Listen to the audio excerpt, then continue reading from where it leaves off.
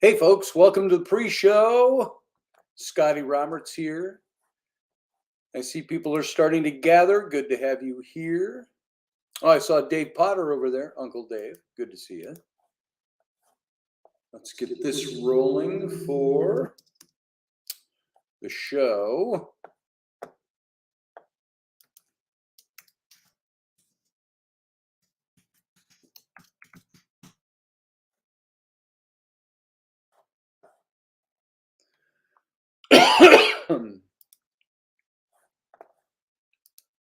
Since nobody's sitting in the chat room, I'm not really talking about much.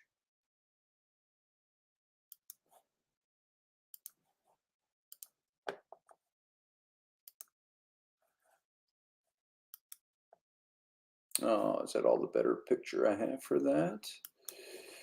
I guess.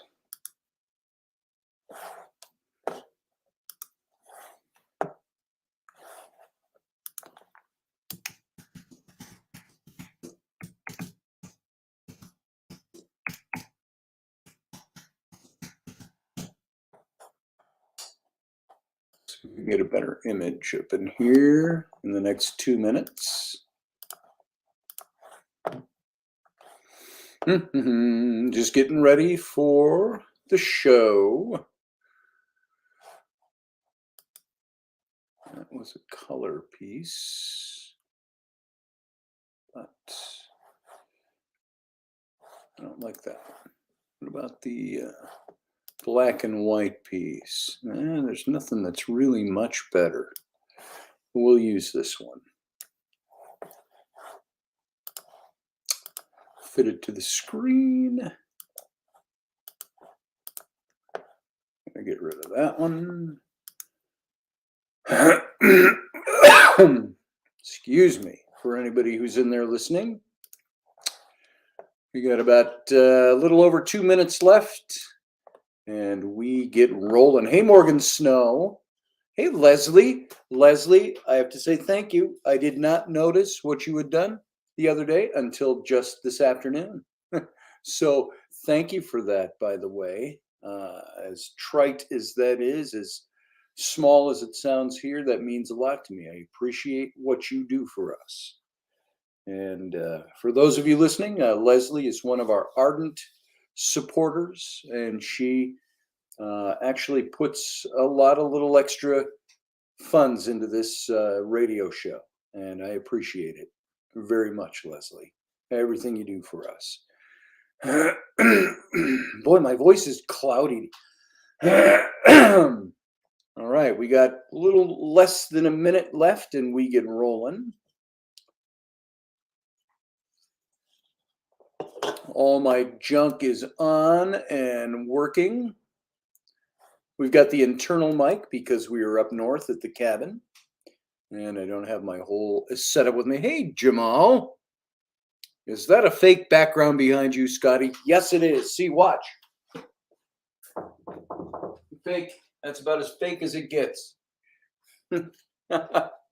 So, yeah, that's a fake background.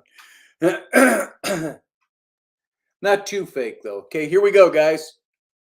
Sit tight. Here we go.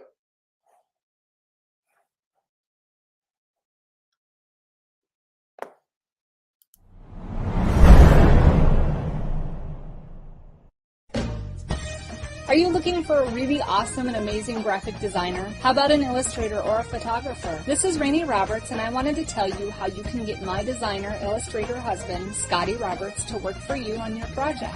Do you have an awesome self-published book but no cover, or even worse, a cover that really sucks? Do you need a kick-ass logo for your company or some f***ing awesome graphic designs for your ads or website? Then get in touch with my husband for the best f***ing awesome kick-ass design and illustration. He knows his stuff, and he's been at this for more years than I've been alive. Go to ScottAllenRoberts.com. That's Scott with 2 T's, ALANROBERTS.com to take a look at his online portfolio of work, or call 651-468-8115. Now go out and kick some ass with some kick-ass graphic design. Hire my dad so he can take me to Disneyland.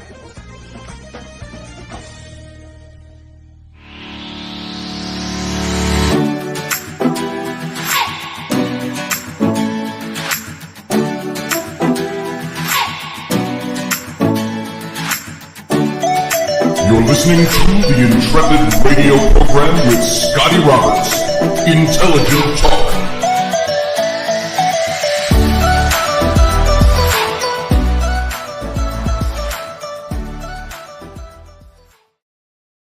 Hey folks, welcome to the program. This is Scotty Roberts. I'm your host here on my show, the Intrepid radio program, right here on the Odyssey Radio Network. If I put the article in front of it, I always want to say network at the end. It's not. It's just odysseyrradio.com. You can go over and see Odyssey Radio at odysseyrradio.com. See all the goodness that's Odyssey Radio, all the other shows that play over there. You can also watch this show in its video simulcast on my YouTube channel. That's youtube.com/Scotty Roberts. And you can see it at facebook.com/Odyssey Radio. And I want to thank you all here. If the sound is a little tinny to you tonight, a little more canned than usual, you know why? Well, we're at the digs up north. We're up at Andy Dabb's cabin, where I don't haul my whole studio up here, so we don't have our soundboard and our professional mics. So we're broadcasting through, yes, the built-in mic on the computer. So it's going to have a little different sound than normal. Hopefully you will be just fine with that tonight.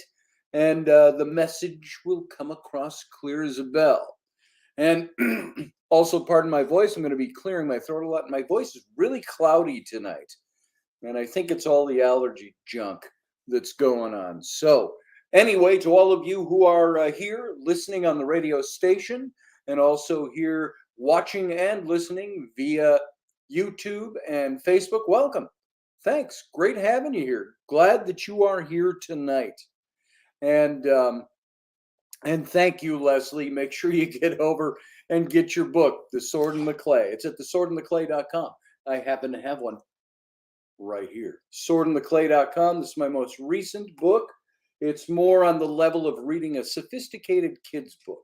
It's a history book, but it's ghost stories and stuff that's all built around, most of you know, because you've heard me say it several times before, the discovery of a Roman sword in the mud and clay after the bombing of Amiens, France in World War I. And a guy named Will Byrd, a Canadian soldier, found this sword. And that's what this story is all about. And it's illustrated. I did all the illustrations, so you can come over and enjoy that. Susie Q, good to see you. And Leslie Holker, of course. Morgan Snow. David, Uncle Dave Potter. And Jamal was in here. I don't know if you're still here. And several others joining the ranks tonight. So thank you, everybody, for sitting here. If you're here and you're not in the chat room, you can come into the chat room and join the fellow Intrepids as they may talk about this show tonight and other things that are going on. Now, I made kind of a last-minute decision, and I changed the topic of what I was going to talk about tonight. We were going to get back into the meditations of Marcus Aurelius. And why are we doing those? Because they're so pertinent for today. And it's been a book that's lasted almost 2,000 years, written by a Roman emperor, not as a book, but kind of his notes to himself. And they actually named it originally To Himself. And it's all this stuff that he wrote, and they compiled it into the Meditations centuries ago. And I'm going from a new compilation of that and some of the new translations in that. Oh, and by the way, Jamal was curious about my background. That is not a fake background back there. I can't reach it from here. But as I announced at the very beginning, I'm up at the Northwoods Studio working on finishing a book over the next day. I'm going to be heading back late tomorrow morning home. So what I got done so far is done so far. And I got really just the feeling of a couple of days left putting the book together, the physical form, so we can get it out. And this will be Andy's book. And so we'll tell you more about that as that comes along. And I will say this one thing. I mentioned this to Andy tonight. I was touching up a section of the book a couple of hours ago. And it was a section about his cousin, who was a good friend of his, who was killed on a motorcycle um, a few months back.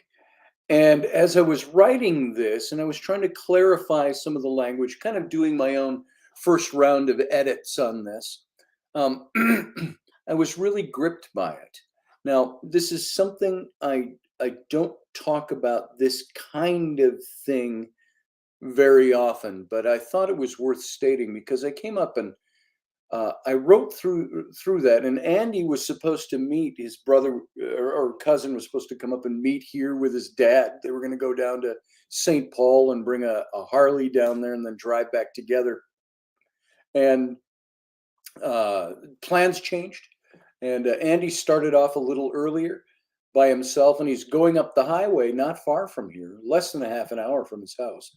And there's cop sirens all over or flashing lights all over. And as he's getting closer to whatever the scene of this was, he sees the motorcycle. It's a Harley that he bought for his cousin, laying over on the other side of the road, crashed up. And his stomach just sunk. And he tells this story. He told it to me, and I wrote it for the book. He didn't want graphic details in the book, but I could, I'm telling you, as I wrote this, I was so gripped by the emotion that Andy had when he was there. You can call that empathic, you can call that whatever you want, but I was writing this. I'm doing technical work on this, and I'm writing this story out. And I went up and I saw Andy, and I said, wow, I said, I got to take a break. And it was all I could do to stop from choking up because I couldn't. Hey, Marcus, are you aligned with Jamal over there in the chat room? You both came in, you're both new here, and you're both commenting on my background. I'm glad that you're fascinated enough with my show to come in and comment on the background. But everybody over there, if you see anybody else talking in the chat room about the background, I won't waste my time. But I think it doesn't really matter. But yeah, that's a real background. This is a real house, even. It's amazing. So I could even get up and walk over. Why don't I do that? I'll get up and walk over. Oh, look at that. Oh, there's a real wall here. Did you see that? That's a real wall. It casts a real shadow. So there you go. Marcus and Jamal and whoever else is going to come in and ask me about my background. That's all I'm going to show you. That's all I got time for. So let's move on.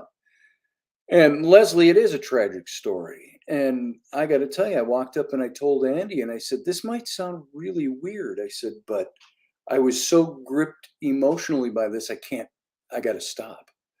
And I'm holding back, choking tears on that.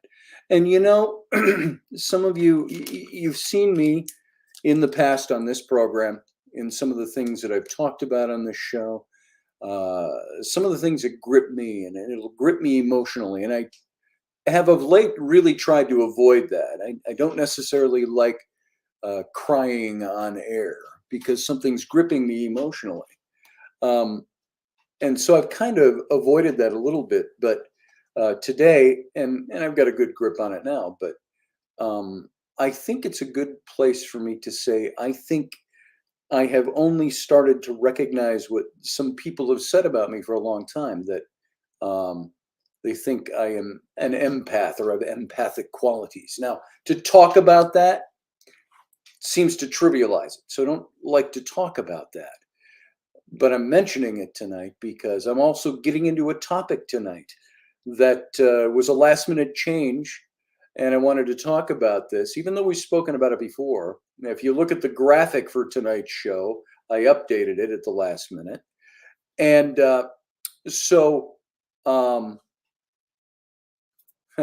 Tyrone, I don't need to prove shit to you. Okay. How about that? So I can go walk up the stairs if I want, but I'm not gonna. Takes time out of the show. Maybe in the captain's cabin. You stick around till the show's over and we go off air and we go to the captain's cabin. I'll go walk up the stairs for you. I might even show you my butt, my big fat white American butt. So there you go. Anyway, So I was a little gripped by that. And then I got a call from our friend Ruben Fasthorse. Ruben, my Misu, my brother. And he said he needed to talk to me about some things. And he was very emotional himself. And so we talked a little bit. I hope he tunes in tonight to see this. We're going to have him on Friday, by the way, when we do Ghost Day on Friday, and we talk about some paranormal stuff. But what we were talking about, it made me want to talk about this again tonight. You've heard me talk about Fort Snelling and the concentration camp that was there with the Dakota in the 1860s. And you've heard me talk about Fort Snelling. You've heard me talk about the Dakota Wars, which took place in Minnesota, all part of the conquering of the American West by the Americans of the 1860s. I'm sorry, even earlier than that, more the 19th century and the 18th century. And so in 1862, there was a war in Minnesota. For those of you who may not know that. And I want to talk about the U.S. Dakota War aftermath. And it's a dark spot at Fort Snelling. And I want to talk about the war itself, so you get a little better handle on what that was, because we didn't go into that very deeply when we were doing the series on Bury My Heart at Wounded Knee. So I want to talk a little bit about that tonight, and you can give your input and so on. Ray Landry, I don't care. Okay, I don't care what you think. So, but I did just give you airtime, so sorry about that. Didn't mean to do that. But basically comes down, I don't care.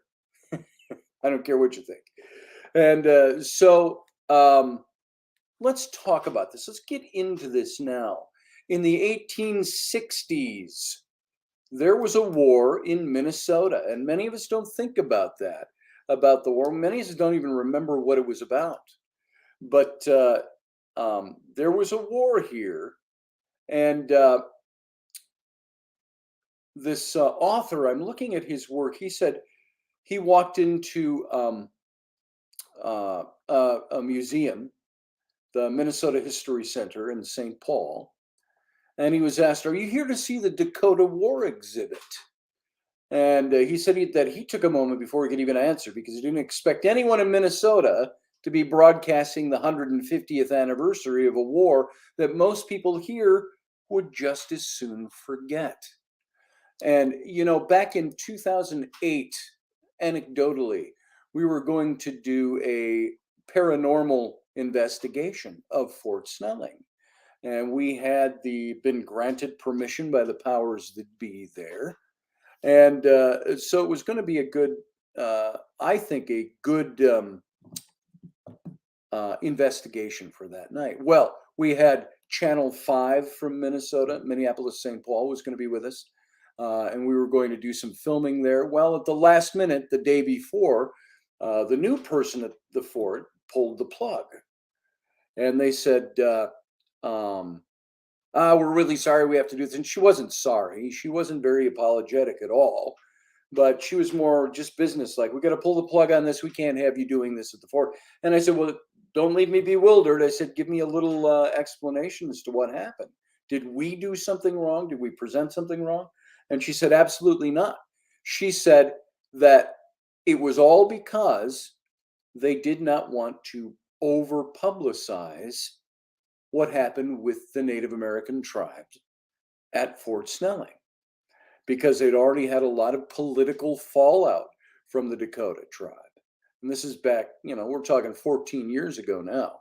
And there was a lot of activism going on because of that concentration camp that had been established at the fort for the Dakota tribe in the 1860s. And all of those of you who are here, by the way, worrying about my background, just to be trollish or whatever you're doing, why don't you sit back and listen for a minute? Here's some good history. You might get something good out of this. So maybe it's providential that you are here tonight doing what you're doing. So sit back for a few minutes and listen. See what you think. Now, So we were disallowed from coming in for that reason. They didn't want to raise any hackles. They said, what? I said, is it the ghost issue? Do you not believe that we might raise spirits there? She said, oh no, quite the contrary. She said, we're afraid that you might, and that will raise controversy for the fort. And I was like, oh boy. Okay, so I get your point. I disagreed with their point, but there it was. So let's go into talking about the war. Here you go, all you guys out there, Adonis, Rufus, Rufio, Blasiitis, and all of you. Takes a moment before this guy can answer. He says, yeah, I'd like to go see the exhibit at the Minnesota Historical Society. And it's an impressive, very well-balanced exhibit. It's low on artifacts, but it's real high on interpretation and historic interpretation. And the Dakota War is said to have started in Acton, about a 2-hour drive west of Minneapolis and St. Paul. And so in reality, the war started much earlier. And by the time Minnesota entered the Union in 1858, most of the American Indian lands had already been ceded. We'd already taken them away. And the Dakota were living on reservations. And the Homestead Act of 1862 would send even more white settlers into the state. And so now that Minnesota was a state, the Dakota lands were being taken, had already been taken for the most part. We were already sending more white settlers into the area. Now, some Indian agents and traders were corrupt. Say it ain't so. That's half of the problems the Indians on the reservations had, were the corrupt Indian agents and the traders that were there. So because of such corruption, the annuity payments to the Indians were late, and by 1862, many Dakota were starving. Why were they starving? He said, why didn't they just go out and hunt? Well, that was part of them their lands being taken away. They weren't allowed to hunt. And they were supposed to live off of provisions, and then they were given tools to start planting agriculturally. So months earlier, George E. Day had written his boss, President Abraham Lincoln, none other than, about the corruption that was rampant among the Indian affairs. But Lincoln was preoccupied trying to keep the Union intact. Remember, this is 1862. This is dead in the middle of the Civil War. And so Lincoln couldn't pay it a lot of attention at the time. And when Indians complained to white trader Andrew Myrick, he said, let them eat grass or their own dung. Now, those of you who were here when we were doing the Bury My Heart and Wounded Knee series a couple of years ago now, you remember what happened to Myrick. His place was raided, the Indian Agency. They found his body with grass and cow shit stuffed in his mouth, because he was the one that said, let them eat grass or their own dung. So on August 17th, 4 young Dakota hunters, pretty much on a whim, murdered 5 white settlers in Meeker County near Acton Township in Minnesota. And the young Indians fled their village, and that's about 2 hours, by the way, by car drive to the west of the cities, if you live around here. The young Indians fled to their village. They were begging for protection. Warmongers of the group appealed to the Dakota leader, Teoa Teduda, and known to the whites as Little Crow, to lead the Dakota in a war against the whites. Little Crow didn't want war with the whites, but he went to war anyway. And Minnesota almost went up in flames because of this. In about 6 weeks, an estimated 400 to 600 white settlers and soldiers were killed. Here, I need to take care of just a little business here. So, boom. I thought I had a moderator in the group. I guess I don't. So I am going to take care of this just temporarily, I'm sure, is all it will last us. But let's see if we can get rid of some of the tomfoolery that might be distracting some people here. And this guy, boom. And sorry, those of you listening on the radio that you can't see this. Oops, I almost blocked Romeldian. I didn't mean to do that. Sorry, Romeldian. So you didn't know it, but I almost got you blocked. So there, we've taken out some people. That doesn't mean they won't show up with other names, but there you go. So if I've got any moderators in the group, if you see that stuff going on, Tina, are you part of the group, or are you just joining in on the tomfoolery? If so, well, I blocked you. So there you go. Let's move on with this, shall we? Now that I've taken care of a little bit of that business, that's mostly for the rest of you, so you're not as distracted by it. So in about 6 weeks, an estimated 400 to 600 white settlers and soldiers were killed by the Dakota. And the Indian casualties were uncertain because there was nobody really keeping track officially.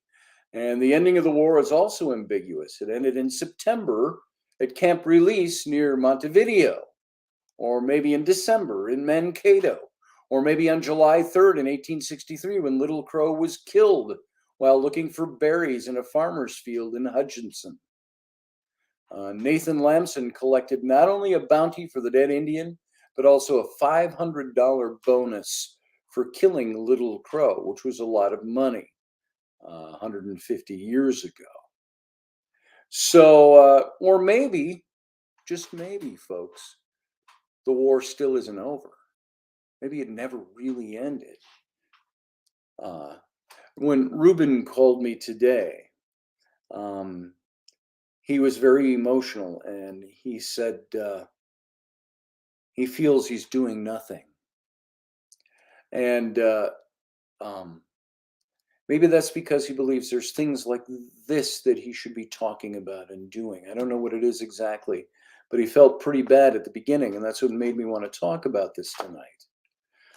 John Koblis recalls a book signing for the first volume of his history called Let Them Eat Grass, when Dakota Indians protested a white man writing about an Indian war. I told them I thought I was fair. I told both sides of the story, as I always do, and that I was and am very sympathetic to Little Crow, Koblis had said.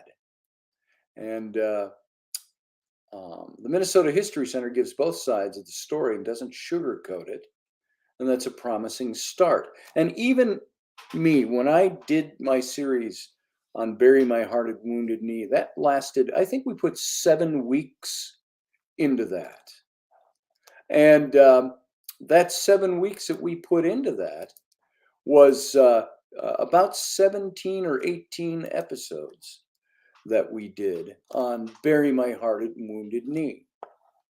And I kind of wondered, I remember asking Ruben at the time, is it bad form for me, as white as a white guy can get? I mean, I'm so white, I'm transparent.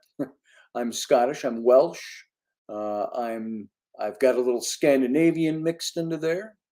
Yeah, Leslie, it was one of the longest series I did, and it was very good, and it was very emotionally gripping for me.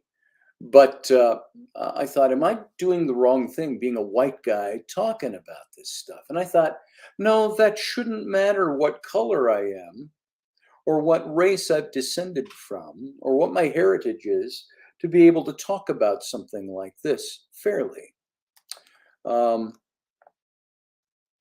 So I don't think that's a problem. If you're ever in St. Paul, by the way, Fort Snelling State Park is a place you got to go. Now, I've been there, and I'm going to talk a little bit again about the visit we had when we were there last.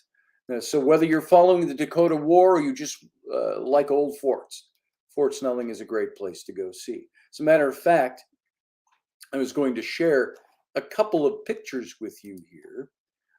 Sorry, on the radio, you won't get to see this. I'm going to share my screen, which isn't the best way to present things.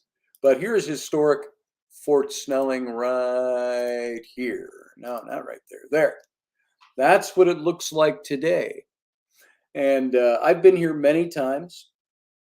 Down under the cliff on the far side of this picture is the confluence of the Minnesota and the Mississippi rivers. And that's why they put the fort right here on this bluff up above there. But down on the river flats below, just beyond the fort here, if you look at this picture and you go behind that farthest building you can see on the right center, the long building, you go down behind there and you go down into the river flats. And there's all kinds of state park paths around there now and places that you can go walking around. They don't really have the old concentration camp marked off. But I'll get to that in a few minutes. I'll share my screen again with you when we get there. I'm going to stop this for now. And let's tell you a little bit more now about this. And when we get more to the fort, I will, and the concentration camp, I'll let you know. So at the fort was established in 1819, and it almost 200 years ago. And it was originally known as Fort St. Anthony. And the post would serve many soldiers who were fighting against the Dakota. And after the war, there were some 1,600 Dakota that were held at the nearby agency. The whites called it an internment camp, and the Indians saw it as a concentration camp. And so that concentration camp is something that is really unmarked even to today.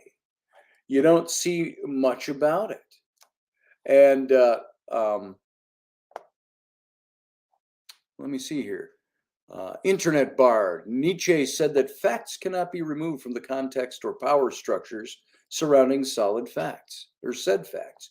You have to be 1930s Italian historian smart to parse foreign cultures. Well, something like that. I would have to disagree with Nietzsche on that. I don't think you have to be Native American to talk about Native American history. Well, let me go on here with this history. From St. Paul, you can drive to Forest City, a town established by lumberjacks in 1855.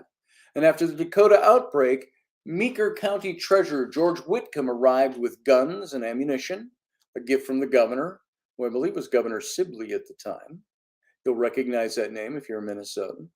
You can visit the old Sibley House over across from Fort Snelling, across the river over in Mendota.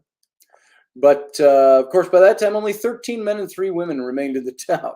Most had already fled. So in early September, Captain Richard Strout and his company engaged the Dakota in the Battle of Acton. The Dakota numbered some 200. Strout lost 6 killed and between a dozen and 24 wounded. That's why you'll find a reconstructed stockade at Forest City. And within a day after the Acton fight, the Home Guard and other settlers had built the stockade for protection using timbers that had been cut to build a church. And the stockade protected scores of settlers during the war. Now, this is farm country, still is if you go out there. And most of the settlers had come there to farm. In fact, the historical markers in Acton are found at a farm on a dirt road off Minnesota Highway 4, south of Grove City. The plaque on a small rock marks Little Crow's death is next to a field off to a county road about 6 miles north of Hutchinson. Yet the Dakota War wasn't just about attacks on farmers or at farms. Go to St. Peter, Minnesota, the Treaty Site History Center, home of the Nicollet County Historical Society. They examined the 1851 treaty in which the Dakota Nation sold 24 million acres, roughly half of Minnesota, to the United States. The museum also covers the fur trade and the Dakota culture. You can hike along Traverse des Sioux, the shallow river crossing that made this an ideal meeting place for U.S. and Dakota officials to meet. I believe that's a place, too, where I was told by a Native American friend of mine, Leon Stanzalone, that I believe this is where he was when he thought that he saw, and other people have witnessed, a ghostly caravan of Native Americans marching through there at night to cross the river. It's interesting. I've never experienced that and never seen it. So I have no real idea if what people have seen there or what they think of that. So let's move on in remembering the Dakota War. The only person well, let me back this up. I'm going to back that up a little bit. You can see all the forts. You can see Fort Ridgely State Park near Fairfax. You can see McLeod County Historical Society Museum. There's lots of places you can look at. When we think of Native Americans attacking forts as something out of B Western movies, but in reality, these attacks did happen during the Dakota War. In 1862, the fort, then a training base for Civil War volunteers, was attacked by Dakota Indians twice. And on August 20th and 22nd, some 280 military and civilian defenders held out until Army reinforcements ended the siege. The Dakotas also attacked Lake Chetek, abducting women and children as their hostages. Ridgely wasn't the only institution the Dakotas attacked. Head over to Morton to visit the Lower Sioux Agency and Birch Coulee battlefield site. Birch Coulee was among the hardest fought battles of the Dakota War. On September 2nd, 1862, Dakotas attacked a burial party of soldiers and kept the Army troops pinned down for 36 hours before Fort Ridgely reinforcements arrived. Today, the self-guided site offers perspectives from both Dakota and white viewpoints. Now, that's near the end of the war.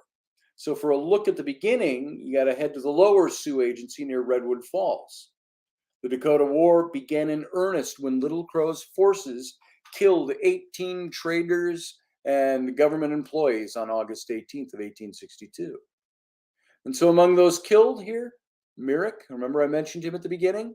The guy who said, let them eat grass and dung? Remember him? According to reports, grass and dung was stuffed into the mouth of his dead body, maybe before he was even killed, for all we know. The Dakotas took their war to the people, attacking settlements and farms in Renville and Brown counties, killing some 200 settlers and taking more than 200 white and mixed blood hostages. Today, the Lower Sioux Agency features numerous exhibits and interpretive trails. The same can be said to the Upper Sioux Agency near Granite Falls. This is all Minnesota stuff, folks. Leslie would recognize these names, and Uncle Dave would recognize some of those. Some of you might not, though. So if you're not from here. So that's just kind of the way that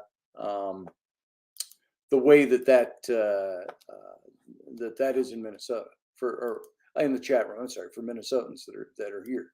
So moving on. Now, there's two sides of this story. The Upper Sioux Agency is a short drive to Wood Lake, where Sibley's forces defeated Little Crow on September 23rd. Now, Wood Lake is where you run into people, in fact, students from area high schools on field trips. And the writer of this article said he was glad to hear that they were being told both sides of the Dakota War, which even today doesn't always happen, because after stops to Montevideo, where Camp Release basically ended the war, and Sleepy Eye, you can see Sleepy Eye's grave there, you find yourself in New Ulm. Now, New Ulm became very popularized when the show Little House on the Prairie was on TV in the 1970s and I believe the 80s, as the town that was closest to the Ingalls farm, New Ulm. You can go to New Ulm today and see all kinds of things about Laura Ingalls Wilder. So the Indians attacked this town on August 19th and August 23rd. They burned buildings along the river and they destroyed practically a third of the town. You can go to the Brown County Historical Society Museum, and Never Shall I Forget Brown County in the Dakota War occupies the third floor. It's an exhibit. It's an amazing, moving exhibit, even if it is told predominantly from the white point of view. You have a hard time blaming New Ulm for that. It's a white settlement. But after the uprising, the town wasn't reorganized until December.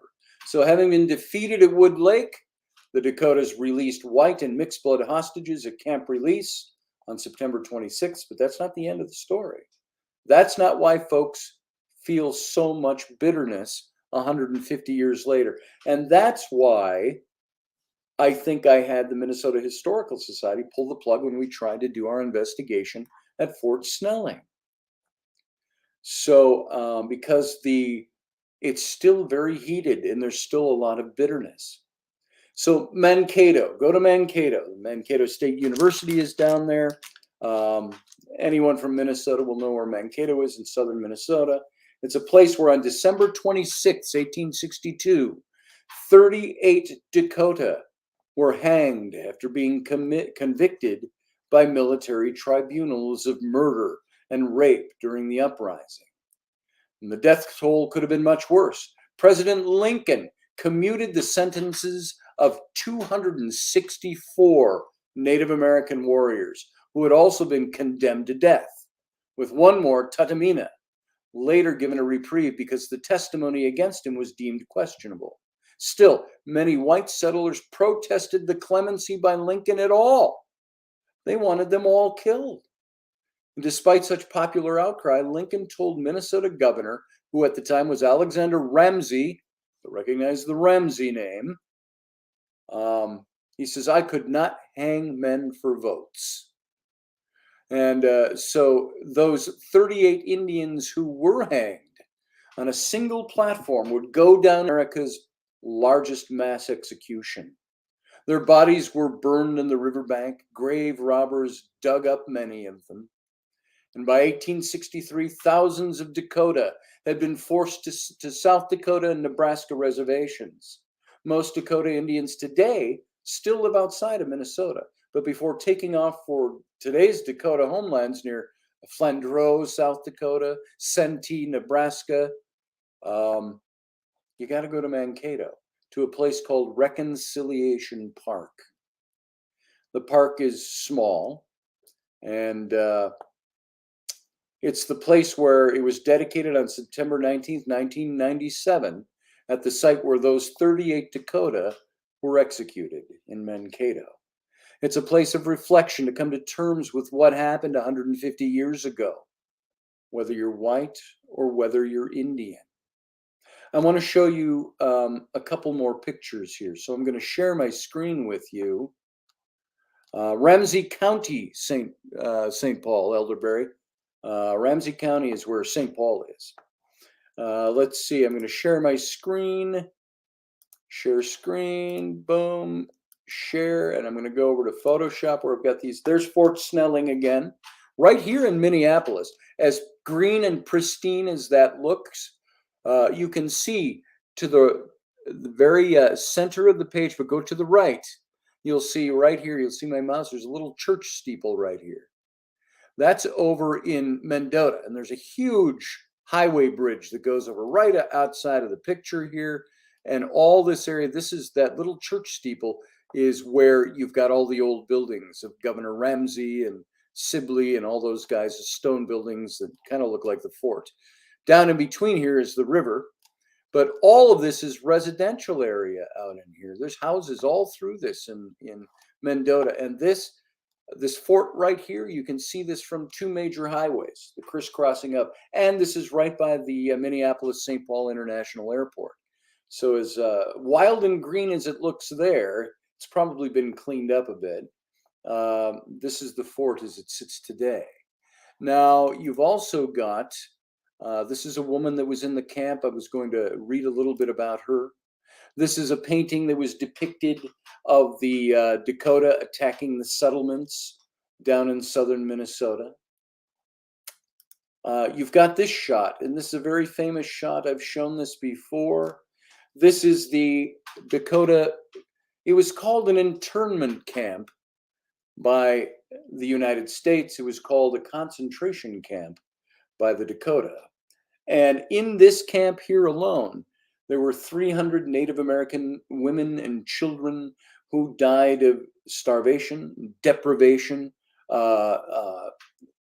exposure to the elements in the winter of 1862.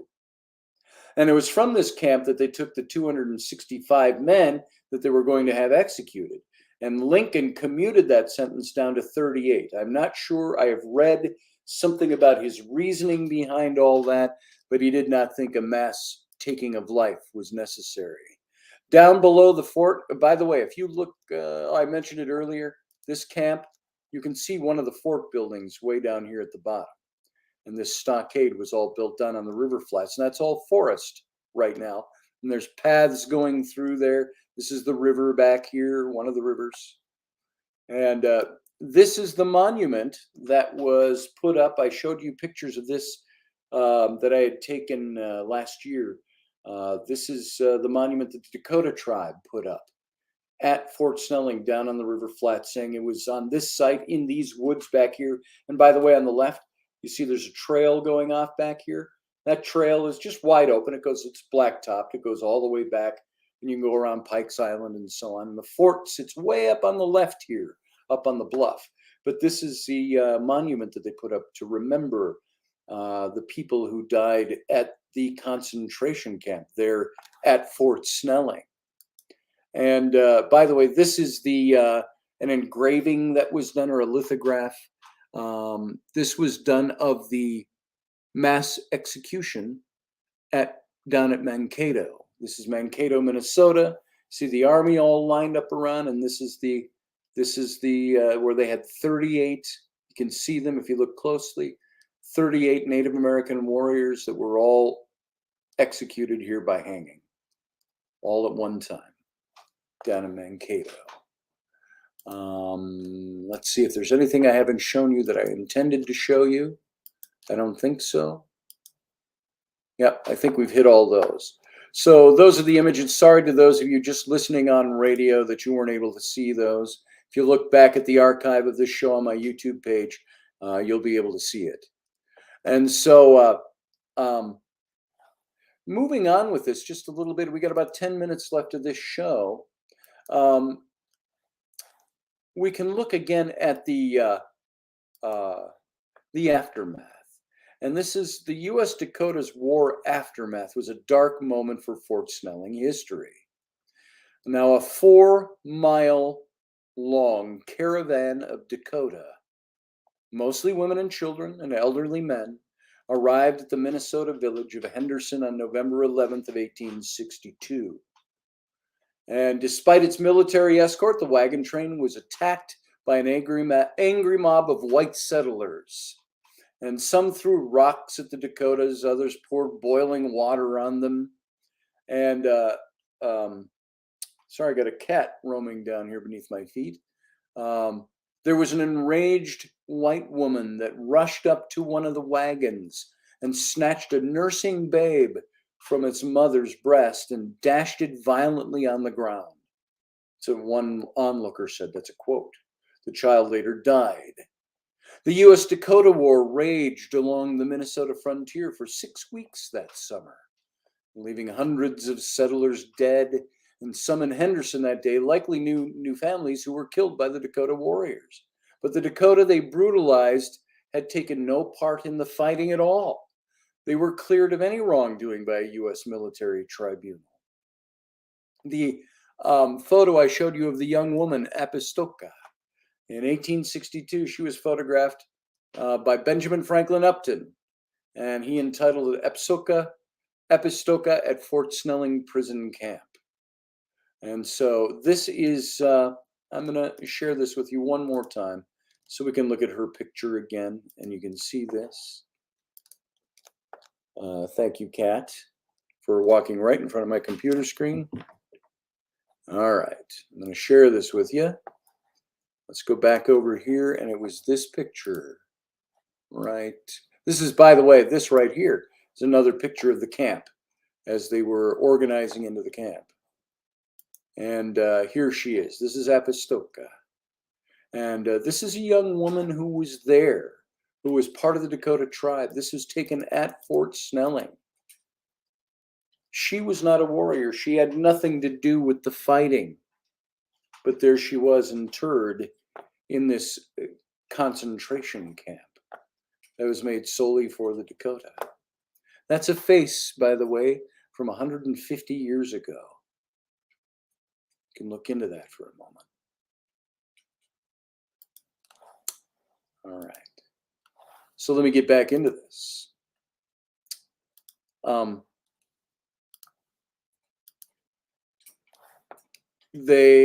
This 4-mile long column of 1,600 Native Americans were marched as prisoners to Fort Snelling, where they'd spend the winter confined within a wooden stockade in their teepees. And as many as 300 of them, as I mentioned, would die there that winter. Those who survived were exiled to the Crow Creek Reservation in what's now South Dakota. They were brought here to await expulsion. Effectively, this was the removal of the Dakota from Minnesota. And they had sold us 24 million acres of their land, which is more than half the state. But that is, so they were brought there just for the sole purpose of housing them there. And many of them died there. And for the Dakota, this isn't something, oh, by the way, they were brought to await this expulsion. And effectively, this was the removal of the Dakota from Minnesota, said Matt Cassidy. He was the program development specialist at Fort Snelling. In this exhibit that you can go see, it's a really dark moment in the history of the state and of this place, he says. That moment is still very much alive for the descendants of those of the Dakota. Ramona Quito, Stately's great-great-grandmother, had given birth to her 4th child the night before she and other Dakotas began their 150-mile forced march to Fort Snelling. For the Dakota, this is not something that happened a very long time ago. The wounds are very fresh. And the concentration camp, November 7th, 658 Dakota began the march to Fort Snelling. Anticipating trouble from angry whites along the way, Marshall issued a warning to settlers through the press. I would risk my life for the protection of these helpless beings, he told a reporter. I want the settlers in the valley on the route that we pass to know that they are not guilty Indians, but friendly Indians, women, and children. And despite the plea, the caravan was attacked several times before it reached the fort. And the enclosure was about 3 acres long, or 3 acres square. And Episcopalian Bishop Henry Whipple became an advocate for the prisoners. He raised money for their care and arranged for the release of several. The Reverend John Williamson, who had lived among the Dakota his entire life, would join them at the concentration camp and remain with them the rest of their ordeal there. Local photographers turned out to capture images of life in the camp. The enclosure had gawkers, of course, as you know. Among them was pioneer educator Harriet Bishop, who was disgusted to learn that the government was spending $1 a day per prisoner to maintain the camp, rather than putting those funds toward the care of white settlers victimized during the war. That's how some of these people felt. The emotions were high. And we're almost out of time here, folks, on air. So I want to remind you, it's still a place of sorrow. And the Dakota see it as a place of sorrow. Many see it as a symbol of genocide and call for it to be torn down, which I don't agree with. You don't tear down history because a part of it is bad. If you remember my telling you that Sarah Soderlin and Rocky Stucci and I went down to Fort Snelling, it's almost a year and a half ago now. Rainey and I had been there before that and after that again. And we went to this site of this concentration camp. And it was broad daylight. We were out in the middle of the woods, and we put down a spirit box and asked if anybody would like to, well, we were getting voices. We were getting children crying. We were getting children laughing. We were getting children, you could hear people singing. We heard the voices of women, the voices of men. And we heard some Lakota language. And one of the most moving parts was when we were about to leave. And I said, with the spirit box going, I said, if there's anybody here who was here at this concentration camp, Native American, that would like to give us a message, what message would you like us to leave people or to deliver to people after this visit today? And a male voice came out very strong, and it said, remember us, in English. And so this is the story, and there's not enough time in just one show to go through this, but we got to go out now. So you know what, folks? Live long and prosper. And stick around for the captain's cabin. Which, actually, I don't even need to play the music. We're already off air over at the radio station. We're done. And so now we are just the captain's cabin, as people call it. Now, this isn't my cabin. This is Andy Dabb's cabin. You all know, those of you who are regular listeners know that we call this the Studio of the North, and that's why I don't have my my Northwoods Studio, I'm sorry. So I don't have my mics with me or my soundboards. You're hearing the tinny sound of broadcasting through the inbuilt mic on my computer because I'm up here writing and don't move the whole studio with me. One of these days I'll be a little more mobile with the studio than that, but I don't really like broadcasting from other places. So there you go. And so all of you, those of you who were in here trying to disrupt things, I'm sorry that's all you got.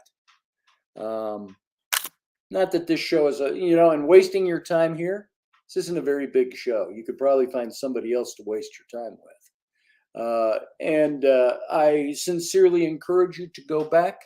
If you're here trying to, talking about the stairway and the background and all of that, it's just being disruptive. It's only for the sake of being disruptive. So I would imagine that you are people who do not have the intelligence level to understand when I say, hey, you should listen to this show. It's good history. You should know this stuff. But to you, and it doesn't do any good to tell you not to do it. I don't care about that. I just say, if you're going to do that, at least listen to the show. So if you're in there to disrupt people's conversations, maybe you need to sit when you're sitting on the toilet tonight, staring at the floor, dropping your shit. You should think about the shit you do.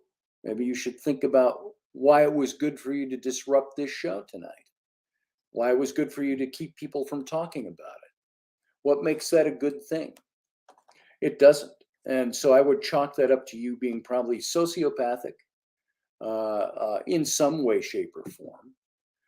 You're probably the same people that would end up committing terrorist acts in schools. That's the kind of mindset that does these kinds of things. So if you think it's fun and it's something you should engage in, well, you know what? Yeah, they probably don't have jobs. I don't know who's paying for your internet. Probably mom and dad paying for your internet. So I feel bad mostly for you that, yeah, I'm in a good basement right now. I'm in a basement that probably costs a hell of a lot more than yours. Sunitra, Apu. So I don't know if you believe this isn't a good program for people to hear or a place for people to discuss things, but maybe you should go rethink a few things.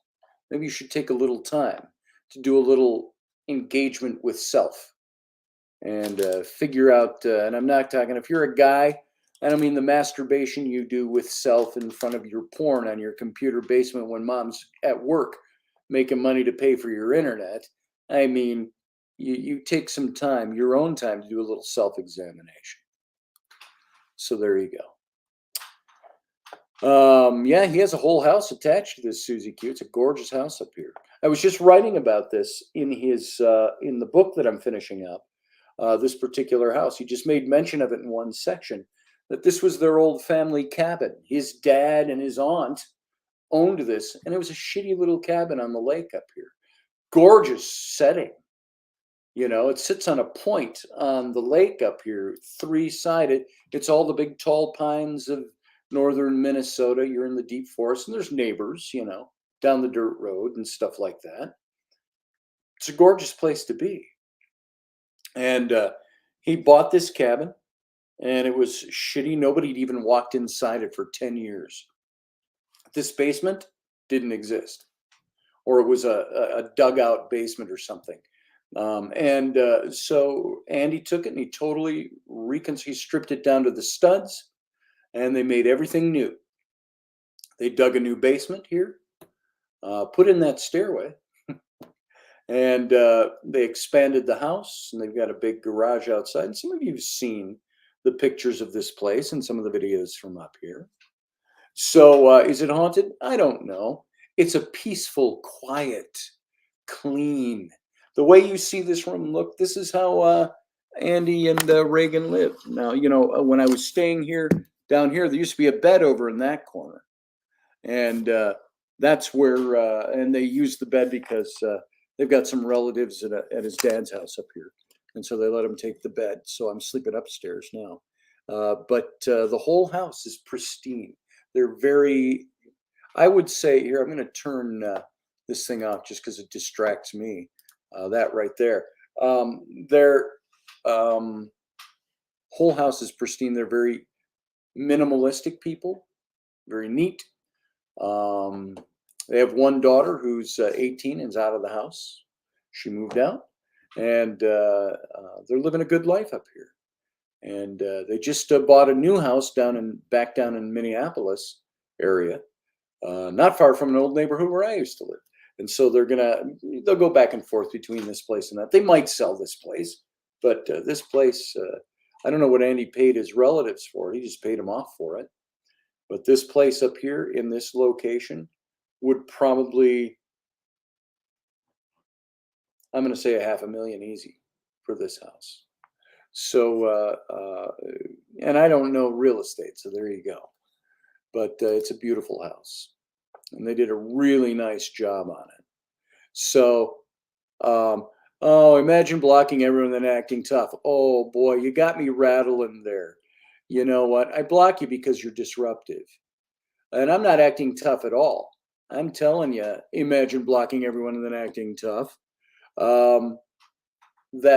Imagine what you could do with your skills if you were a decent person.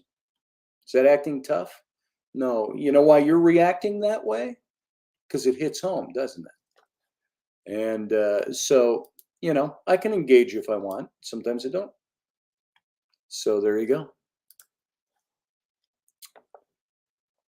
Oh, I got to refresh the page, huh? Let's do that.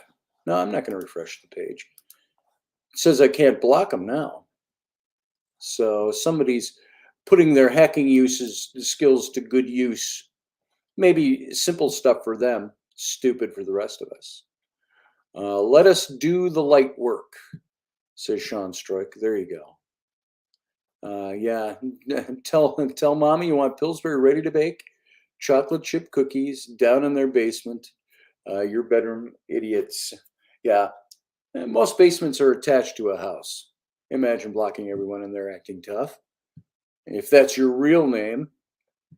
So, hey, Professor Bauer. Yeah, your resonance disturbs the demons within them. There it is. Yeah. Gnawing and scratching. I would challenge you to come and sit with me face to face and have a talk about this stuff. You wouldn't have to worry about physical violence from me, but you might get worded into the ground. I wouldn't think you'd have the wherewithal to do anything like that anyway. You don't have a keyboard to hide behind. So there you go. Yeah, they're disruptive. It was a great conversation tonight. I get a titch out of what I should have. Yeah, there you go. Don't let them bug you. And they don't bug me so much. I am the kind of person that if somebody wants to come here and be disruptive, just block them. I'd block anybody being disruptive. I'd block one of my own friends if they came in here and were disruptive. It's not about who you are. It's about what you're doing. And I have no problem taking a little bit of time in the captain's cabin to say, this is what I feel about you guys. And, you know, you all like to put on a big show like, oh, it's just, oh, look, he's getting all tough. I'm not really being tough at all. You haven't seen tough. I'm just telling you like it is. You probably don't have brains to think your way through anything. Oh, you might be able to hack things. You might be able to get into somebody else's chat room to try to be disruptive. But what do you do for work? What's your job? Why don't you tell me? If you're still in there, tell me what you do for a living. But of course, we probably couldn't trust you to be honest. So, oh, you had to watch for them, and that was disruptive. Yeah, it can be. I watched them. I blocked a few of them while I was talking. If you saw pauses when I was talking, it's because I went and walked over or shifted over and blocked some of them. And do you know why I block them? Because they're being disruptive. That's all. Nothing personal, guys, but disrupt the show, I'll block you. So that's just kind of the way it goes.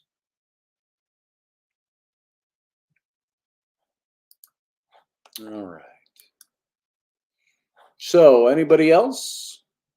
What do you got to say? Anybody want to call in tonight and talk about any of this that we talked about tonight? Talk about idiots on the internet?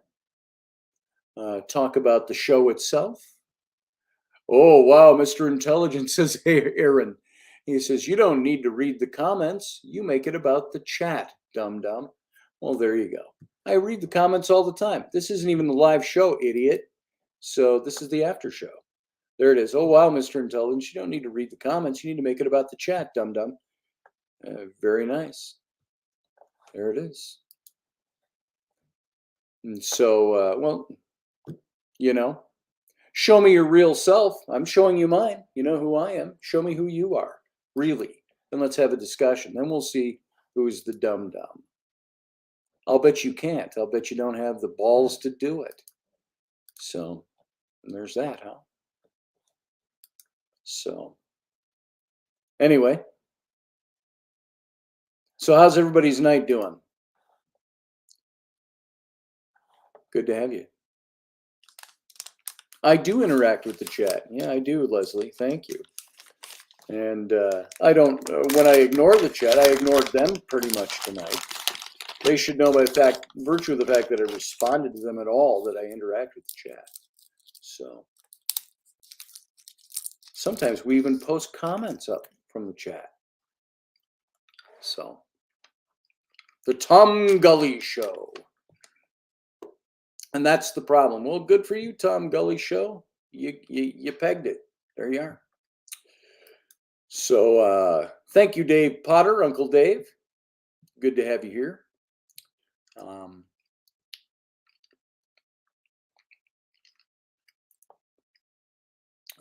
Professor Bauer, Dave Potter, if you guys want to come in, I'm not going to spend a lot of time in the after show tonight, but we got some time if you guys want to come in. So, okay, yeah. Something has, enough has been done to my show that there's certain people I can't block. So, oh, wait. I'll just put them in a timeout. There you go. All right. So somebody's messed with things a little bit. They have the know-how to do that. That's all right. Good for them.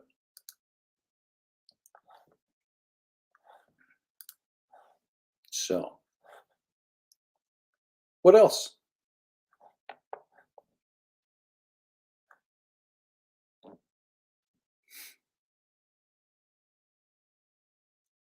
It was hot in the shop tonight, says Grumpy Stack. I'll bet it was down there. Or today, not tonight. Yeah, it was 82 degrees here. Not high humidity. But thank you, Susie Q. I did too. So I think it was a double barrel. So yeah, that's what they do. So, you know, I think it's fun to have a skill. I don't use my skills to disrupt people, though. And if they have a beef with me and they're disrupting me, well, come to me and tell me what your beef is.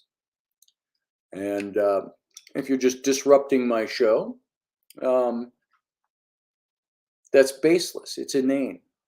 It has no value other than to you to have fun. So there's that. So why do you need to see someone's face to debate them on their points? How come you don't? How come you come into somebody's chat room and disrupt it? What's your reason? You tell me yours, and then I'll tell you mine. You go first, because I asked you first. So, my skill is swords, says Susie Q. You know mine, I got swords too. Dave, Uncle Dave is a sword master, certified. He's the one who actually originally taught me how to use a sword. God, almost 25 years ago. Now, it's not that I didn't use a sword before that, so I didn't know how to use a sword until I learned it from Uncle Dave. And he still does. Oh, there's Professor Bauer. Welcome, Professor Bauer. Welcome. Oh, I got no sound from you. I guess I turned my mic up, right? Oh, there You you got go. me now? I haven't done that ever. So there you I go. keep Comrade, it's fun. That's what I figured. That's all it's about. Maybe again, you need to go home and examine yourself a little bit and find out why it's fun to disrupt other people's stuff. That's destructive behavior. You must be a millennial. All right. You know, we're seeing, and we in a previous captains about the disruptive nature of the cultural fabric of content and the narrative that is all over the place. Yeah. And it doesn't matter what institution, what part of the social fabric talk about, anything from academia to entertainment to media to sports. It doesn't matter. There is this constant need to somehow position you, being the person who's jumping into the fabric, to position somebody who needs to be respected. And I don't know about, and I think this is probably true for the majority of the people that are in the chat and show is that, you know, we in a time where respect was something that was earned. You kind of, it goes to the statement of trust but verify. And in the 40 some odd since he made that, but it's now turned into verify then trust. And that seemed to be forgotten in this whole respect thing. If you don't respect others, you have no chance of them respecting you. And if they are, shall we say, awakened, not woke, right? And I think that is one of the things that people just don't understand about human nature. You have to respect if you expect respect. And we just don't have enough of that. We have too many people that think that they're owed whatever it is that they're clamoring after or accusing others of having when they don't. And and it's whatever it is. It's Dave, can you take your speakers down a little bit? Having when they don't, and because it's playing right back over the mic. All right. It's all done. All right. Sorry, forgot I had the other device I agree, Professor Bauer. I'm just noticing this is something that, you know, as I continue on the path of well-seasoned in the number of orbit I've completed in this particular iteration, I find it even less compelling and interesting when I encounter people who apparently, and this goes into psychology but when people don't respect themselves, then they're not going to respect anyone else. Well, that's true. So in essence, when you get to a point where you've got people that just stumble to your life and start disrespecting you because they have picked something that you've done, it's really working back on them. And this thing that people, I think, need to do more of for themselves. If you don't respect and love yourself first, you're not going to be able to give that to those who deserve it, families, whoever it might be, whatever the skill is. So my 25 cents on watching the stuff that's flying through, and the on these yo-yos coming in disrupt, because and at the end of the day, they just don't have any respect for themselves.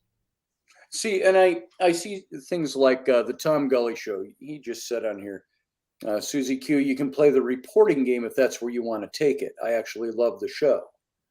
I would beg to differ on a couple of points. When you're disruptive, you're not loving something.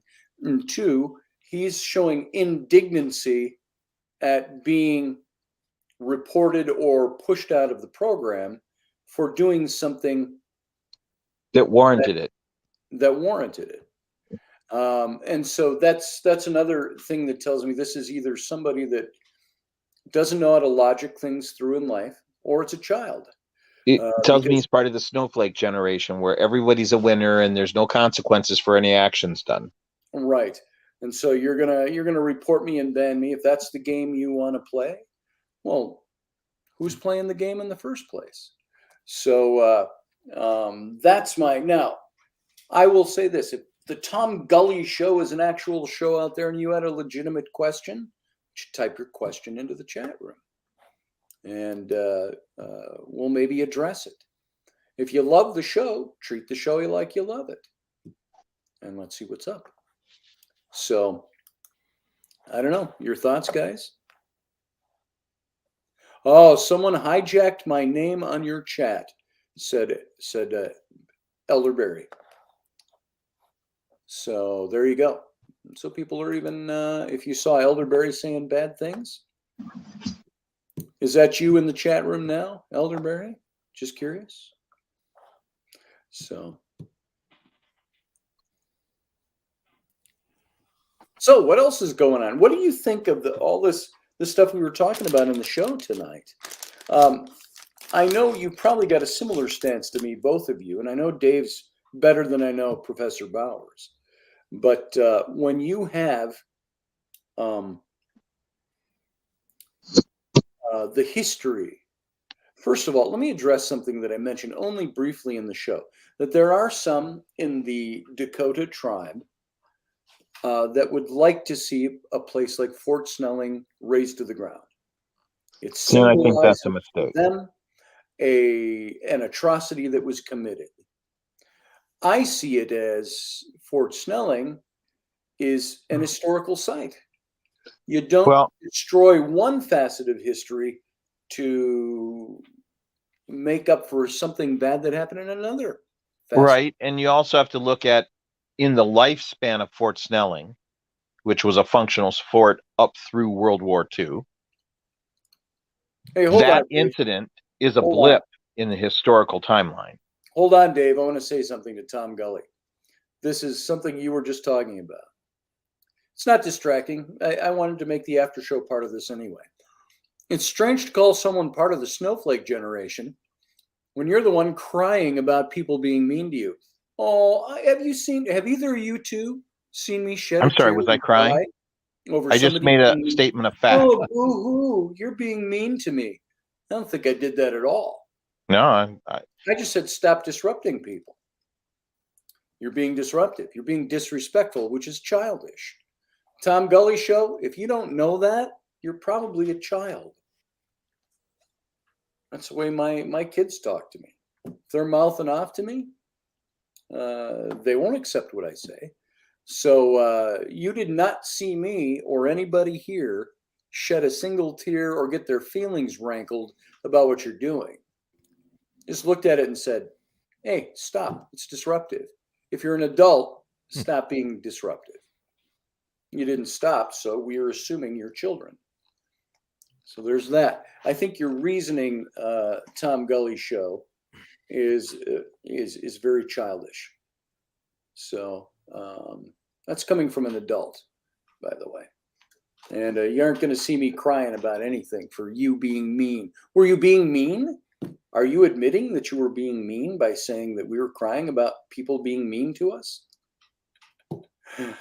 I didn't see anybody as being mean. I saw people being stupid. I react to stupidity. So there it is.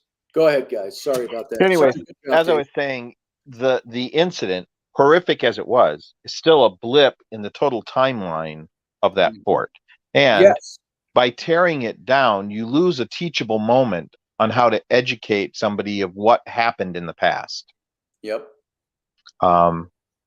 You know, for the very same fact that we still have Civil War battlefields that are Auschwitz still stands in Germany. Auschwitz and places like that that are separated out, not built upon, so that those sites can be there, so that some people can come and mourn there, and other people can come there and learn the horrific tasks that happened there.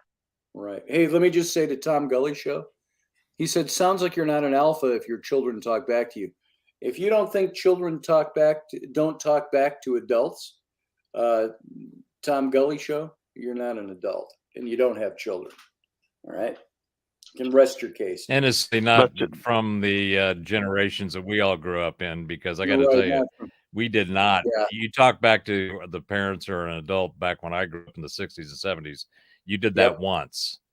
If you were smart, you learned and you moved along. And, you know, the parents necessarily do that because of the, it was obviously the discipline, but it was, they're trying to teach you respect. And sometimes getting the slapped out of you can wake you up to, you need to be more respectful, especially when you're told what to do by people who are responsible for you. That's right. But enough of that immature bullshit is just a time waste. Dave, the point you're making about the things about, you know, having something tore down that is of historical importance, you know, that's been going on throughout the history as we know now. Oh yeah. And what's fascinating to me is that even when things altered or changed by the victor, history is always supposedly written by the victors. True. There is more info we're finding out now when we uncover things, as Graham Hancock loves to say, everything mind keeps getting older. Yep. Our entire history is complete bullshit. It is full of bull. And if we don't start from that premise, in fact, one of my favorite perspectives that I take at things when I look at doing any kind of research is to treat history as myth and myth as history. And when you take that perspective and turn it around and look at things more objectively, or at least from another thing I enjoy saying is that, you know, stories have one thing in common, and that's the other side of the story. Mm-hmm. And the more we dig, the more we find, the more time we spend using objective comments and rational reasoning and thinking, looking at things. We also have this great new technology that enables us to look even deeper into whatever it is that was one way, but something else. Yes. Go ahead. I just had a glitch pop up on my screen that was playing the YouTube channel twice. So sorry about that.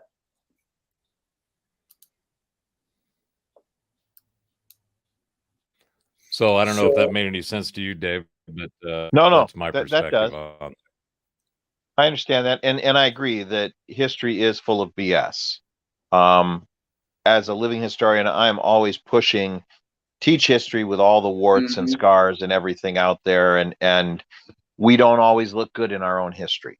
Yeah. Okay. But even Ruben will tell you that there are plenty of stories of indigenous people and whites getting along and working together on things.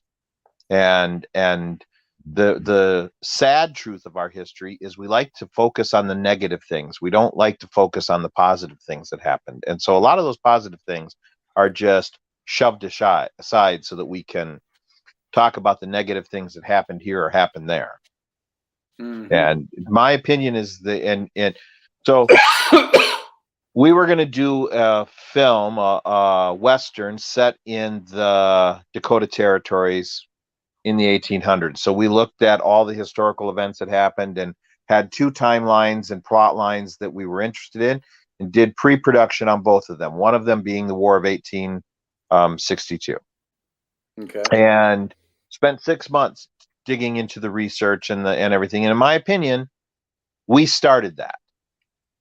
We created the incidents that pushed the Braves to the point where they pushed back. And then we went, oh, they're hostile, and turned it into a war. And it's interesting that the strange group of events that happened that day. The Braves were walking literally down this path past a farm, and there was a hen's nest with a bunch of eggs in it and chickens running around. And one of the Braves said, "Hey, we should steal those eggs because they're hungry." And the other Brave said, "Oh no, that's so and so's farm. They've always been good to us." 5 guys, right? Yeah, and they're like, we shouldn't take their eggs. They've always been good to us. So they left the eggs. Mile or so down the road, they find that family and another family having a picnic. They invite these Braves over to the table. They serve them food. They have all this food and all this stuff. Then they set up a bunch of targets and had a shooting contest with them. And after they'd been there enjoying the hospitality for, I don't know, an hour or more, they turned the guns on the settlers and shot all of them. Yeah. And I'm sure somebody must have said something that was taken the wrong way, but there they were. The initial comments, they didn't want to take their eggs because that family's been good to them, and in the end, they shot all of them. Ended up killing them all. Yeah, exactly. And after they'd been provided with, a full meal and all that stuff, it's bizarre, but and then it's within a couple of days that the Indian agent turns up dead. Yes. And such. But his words started the whole anger issue thing. I mean, really pushed people over the edge days before the incident with these 2 farm families. And if you go out west, out to like Brownton, Minnesota, I used to have to cut through there all the time when I was traveling to Hutchinson for work. There's a marker on the road there, and I pulled over one time to read what that marker was. And family by the name of White, they had a farmstead there on that corner acreage in that area, and the entire family was slaughtered during that conflict.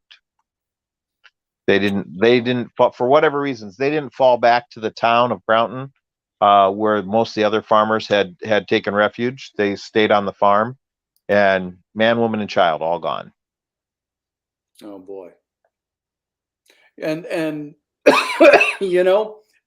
there's part of you that says, well, you look at it, and the way I studied it, I was very much in support of what the Native Americans were doing. I understood why they did some of the things they did. Well, they were following the letter of the law of the treaty. They were. And but when they attacked, it was usually because they had no alternatives left. When you had the Indian agents, that were widespread corruption among the Indian agents. So here's what we found that the Indian agent in question was doing. He was taking blankets and food supplies that were being sent for the reservation, holding them aside and selling them to people heading out on the Oregon Trail. So the government's shipping him by train all these supplies, which he is then supposed to turn over to the reservation.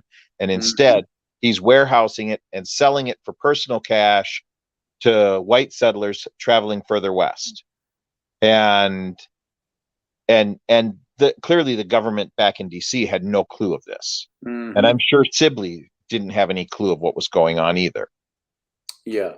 Because I'm sure Sibley at the time would have said, whoa, you're creating a huge problem for all the rest of the whites. Don't be doing that, Right.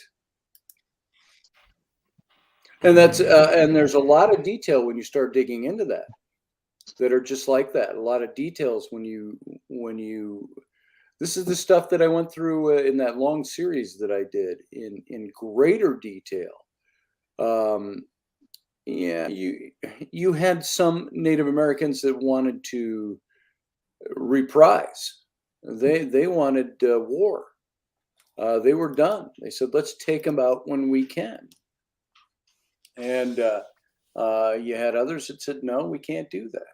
So, well, and really, Well, there's let's not forget that the indigenous. Go ahead, Dr. Bauer. Yeah, and let's not forget that. I'm sorry. Just let's not that the indigenous tribes battled the hell out of each other as well, and did some nasty things. And this is something. It's not just North American indigenous peoples; it's all over the world. You'll the find Dakota that and the Blackfoot were enemies for years. Yeah.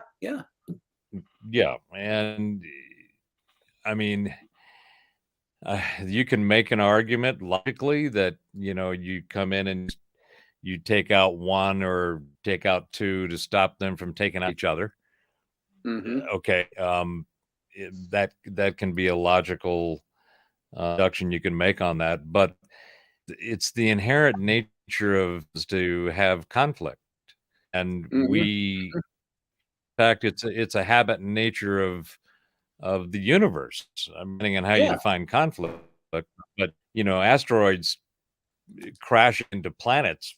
What is that? And, apparently, the universe has got an agenda that doesn't have shit to think or want.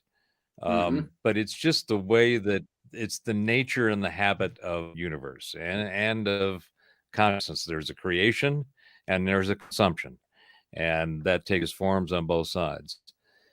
And I think, correct me if I'm wrong, Dave, I think the point you're making is that there is evidence and historical information and empirical data that shows that there were things that occurred that were given, packaged, and crafted as far as narrative that were not the entire, at a minimum, and were completely different than the actual reality.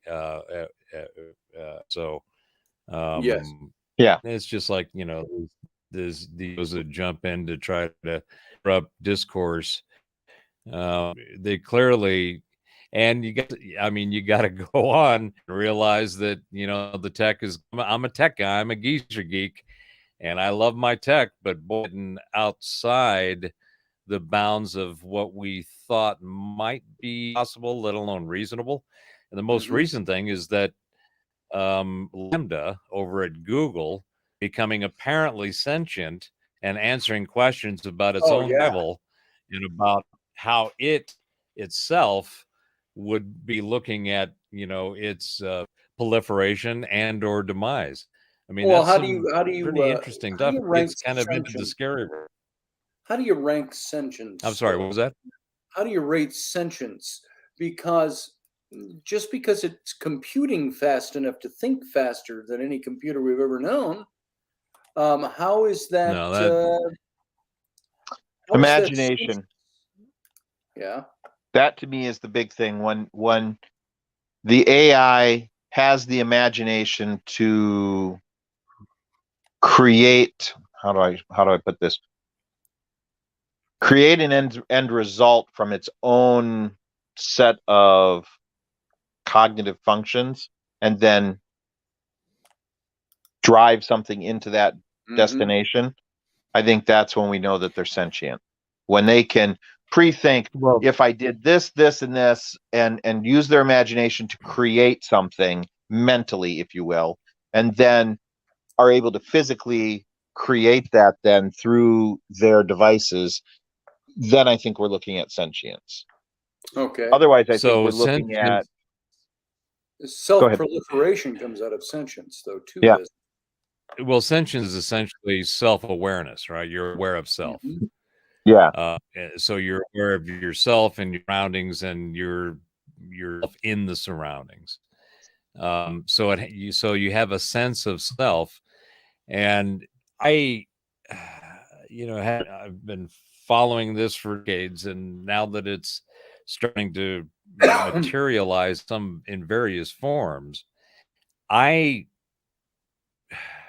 don't think that we as in our urban-based unit meat sack that we have ability to create consciousness.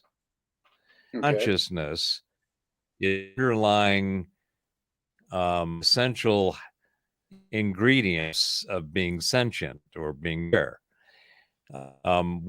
So to me, out of when people start talking about intelligence, and I've been on this bandwagon for a few years, it's just like political correctness. That is an oxymoron simply because the two words don't make sense together. So artificial intelligence doesn't make any sense. It's not artificial and it's not intelligence.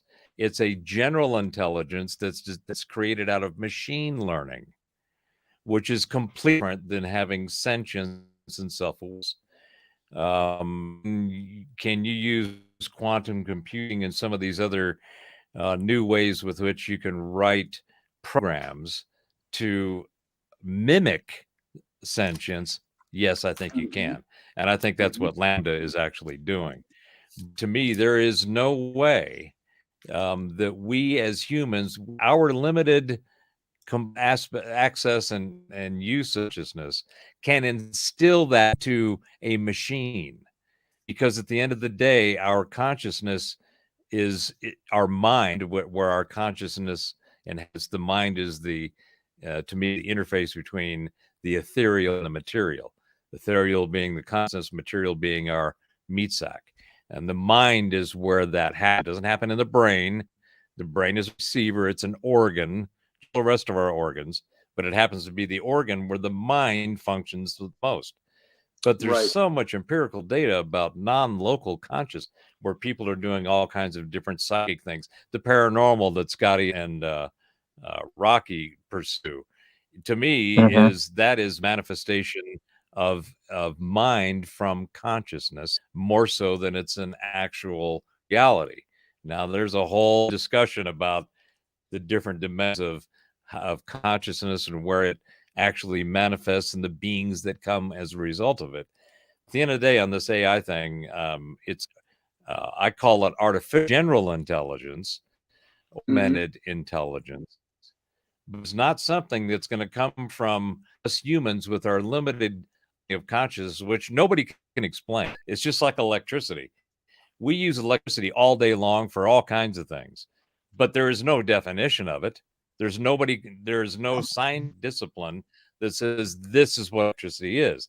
They say this is what electricity does, this do with it, and it has duality, just like this thing, which is, electricity is great. You can cook a man's meat, and you can also cook the man. Okay, so let me ask you this. What if we create a clone? Does that clone get a soul, get consciousness? Yeah, there's a theological question. Yeah. And how is that different than biologically between a man and a woman creating a human? Well, in my opinion, I don't know. How is it different? Look at that is that yeah, to me, it's the manifestation of due from a materium. So in other words, a clone, and this is where you start getting to all these different theological belief systems and even the esoteric and exoteric preschool teaching, is that the biological mechanism that creates the physical reality that we inhabit, particularly on the biology side, it seems to occur because of the nature and habit of biology. When a human is conceived and that spark happens, there's a number of different theories about, does the soul enter at that point, or is it down the road? There's anything up to 5 and 7 years before you become aware as a soul, or the soul even enters. But we don't have any control over that soul stuff. We barely understand it. We've got a myriad of different definitions of it. Through all these we do and we don't, systems, because we as beings of energy choose what bodies we're going into beforehand. So You know, maybe we can choose clones. Maybe we can choose machines. We don't know. When the AI gets to there's the a lot point of where stuff they're going on. putting them in bodies, we may choose those as well. See, Yeah, this is I just Michelle think Cannon Free said that over in the the chat whole room. consciousness thing is stopped. Michelle Cannon Free said there's no spark of divinity, and that, of course, is a theological thing. Can we prove the spark of divinity exists anyway? We believe it exists, but is there evidence for it? Well, if you look at the Book of Enki, outside of theology, if you look at the Book of Enki, that was in fact the problem in the creation of modern man as they were doing it. It wasn't until they crossbred them enough with the Anunnaki to create a being that carried both the intelligence and the soul. Right. So that spark of divinity, which if you want to take that to its full thought pattern, they're genetically creating and manipulating the species that was here to make them more like the Anunnaki. And so when they got to that point that they were physically very much like the Anunnaki, that's when they were able to crossbreed them and create a being that was both intelligent and carried the soul and had the ability to do what they needed it to do. Right. And like you even see in the book of Genesis, which is just Moses' copy, or the author of Genesis, if you will, a copy of the Anunnaki story. Yep, it is. You knew me wish. The Elohim saying at the fall of man, the humans have eaten of the tree of the knowledge of good and evil and become just like us. Let us therefore go down and confound and do whatever. And so there's all sorts of references that match up to cross-referencing the original story in the Sumerian culture. So it's very true, Iowa X. Oh, about the meat suit? There yeah. It is. Gonna jump back to our previous topic. I tend to lean. I tend to lean towards the iterative process of life, meaning that it's cyclical as all components is one of the natures and habits of this. And if to me, you can go ride whatever logical system, mystery school teaching, scientific models you want. This but has to all me, happened there's before, three and it things will all that are happen again. Sure. Yeah, there's some truth to that in that sense, but I also there is this. I mean, people call it will. There's this sense of self, your own initiative, your actions that have a lot to do with whether how things turn out. And I think that to me, there's three things: there's consciousness, there's energy, and there's materium. Consciousness creates energy, energy creates materium. Everything else, no matter what it is, flows out of that construct. And for whatever reason, it seems as we are what I've referred to as dangling chads of consciousness.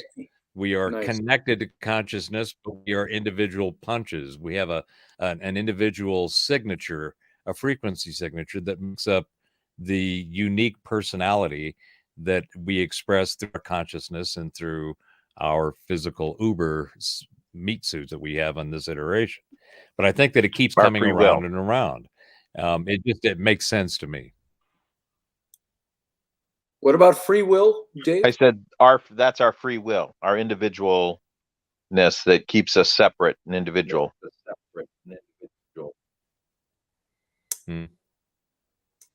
Maybe. See, I hate to be that way. What we learned about free will, theologically or biblically, Judeo-Christian, that's not what free will is. But we're redefining it then to fit what we now believe, or what we think, or are theorizing, or are philosophizing. And I'm not claiming one over the other, but I do ask this question and say, well, what the hell is the right path? How do we know which one is correct? The one that appeals to us the most now? I know when I was in seminary, and I'm going to wax a little theological, but when we were in seminary, we were covering certain works of the New Testament, admonitions and encouragements that Paul gave to Timothy. He said, be careful, he says, to teach the truth. Now, let's not even put in disclaimers of how he figured out what the truth was. He had his beliefs. He says, be careful to teach the truth. And he says, and because there's going to be a lot of people that come down the line that will say things that make their ears tickle, and they'll tickle the ears of other people. And this will be, in a sense, the new theology that comes along. Now, what you have to determine is, was Paul teaching true theology when he was doing that? Was he in the truth? Is there a truth to what Paul said? Did he utter truisms as opposed to just the truth? Was he, in giving that encouragement or that admonishment to Timothy, saying that this is the truth, and anybody who falls outside of this comes up with a new theory? They're doing that because it makes them feel good. It tickles their ears. It was the phrase he was using. I guess I always see free will like this. So there is the path that you're on, and that's the part of your life that's sort of destiny. Okay. That you don't have a lot of control over that. There's right. You came here. If you go back to the concept that you chose this body to learn these lessons or teach these lessons, whichever, and that's why you're here this time around. That's your destiny path. You're going to fall onto that path no matter all the side roads you choose to take. Right. You will ultimately follow onto that path because that's why you're here. That will right? always be your path. Right. So in that, the free will is like what you were talking about earlier with your kids. Your kids have the free will to talk back to you. Your guidance to them as a parent is their select path. In essence, you're giving them the path that they need to grow into good adults. But that doesn't mean that they won't from time to time step off that path and talk back. That's right.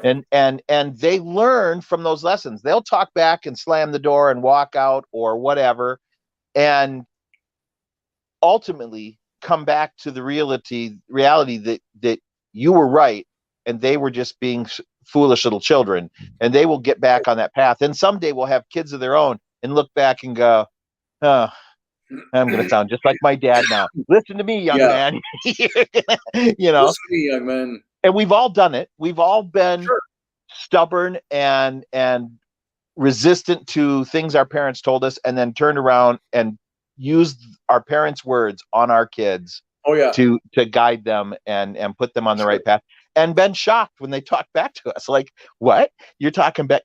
Who do you think you are? Well, they think they're little carbon copies of you. Yeah.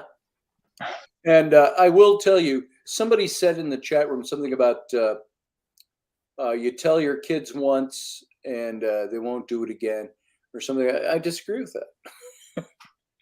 My kids have to develop a respect. If they don't have a respect for their parents, they're going to talk back.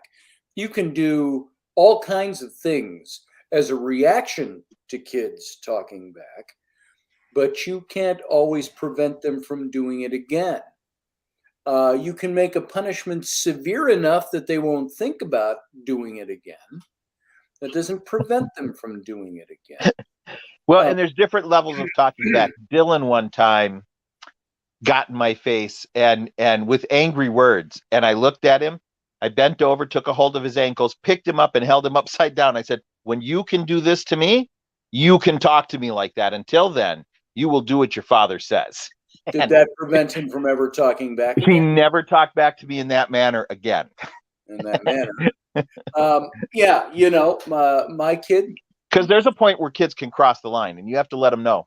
I will tolerate things up to a certain point because that's part of your growth and development, and I will let you create some of those boundaries and grow that way. But I am not going to let you step across the line and start dictating to the adults. That's not going to happen. And we have, like in Rowan, we've got a young lady who will continually be reprimanded for the same thing, severely dealt with. And by severe, I don't mean she has to cower in a closet now because for fear of getting beaten or anything.